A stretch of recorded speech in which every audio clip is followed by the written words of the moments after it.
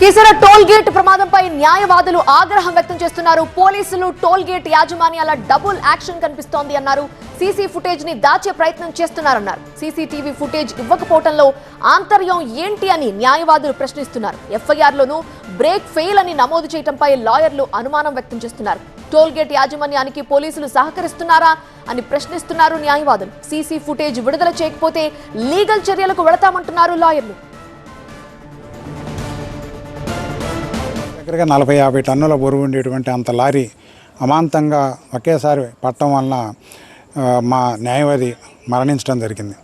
అయితే ఆ ప్రాంతాన్ని మేము పరిశీలిస్తే మేము అదేవిధంగా హైకోర్టు బార్ అసోసియేషన్ అధ్యక్షులు శ్రీ వాసిరెడ్డి ప్రభునాథ్ గారు మేమంతా పరిశీలిస్తే పూర్తిగా ఇది టోల్ ప్లాజా నిర్వాహకుల యొక్క నిర్లక్ష్యం ఫలితంగా ఈ ప్రమాదం జరిగిందని భావించాల్సి వస్తుంది.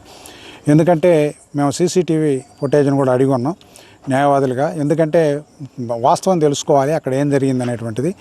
కేవలం వాళ్ళ టోల్ వసూలు చేసుకోవడం కోసం వాహనాలను ఆపిన ఫలితంగా ఈ లారీ డ్రైవరు అమాంతంగా దీన్ని రాంగ్ రూట్లో తీసుకురావటం, ర్యాష్ అండ్ నెగ్లిజెంట్ డ్రైవ్ చేయడంతో ఒక విలువైనటువంటి ప్రాణం, ఒక సీనియర్ న్యాయవాది 30 ఏళ్ళుగా ప్రాక్టీస్ చేస్తున్నారు హైకోర్టులో, వారి యొక్క మరణం సంభవించింది. దీనికి పూర్తిగా లారీ డ్రైవరే కాకుండా టోల్ యాజమాన్యం కూడా ఆ కీసర టోల్ ప్లాజాను నడుపుతున్నటువంటి టోల్ యాజమాన్యం కూడా బాధ్యత వహించాలి.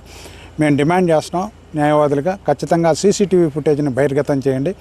ఇదేం దాపరికం లేదు. ఎందుకంటే ప్రమాదానికి కారణం ఎలా జరిగింది అనేటువంటిది, ఇంత పెద్ద సీనియర్ న్యాయవాది చనిపోయారు, కొన్ని వందల మంది ఇక్కడ న్యాయవాదులు వచ్చి ఉన్నారు.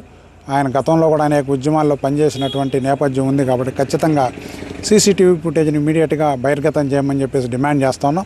అలా గనక సీసీటీవీ ఫుటేజ్ని ఇవ్వకపోతే చట్ట ప్రకారం వారి మీద సరైనటువంటి క్రిమినల్ చర్యలు అదేవిధంగా సివిల్ చర్యలు తీసుకుంటాం.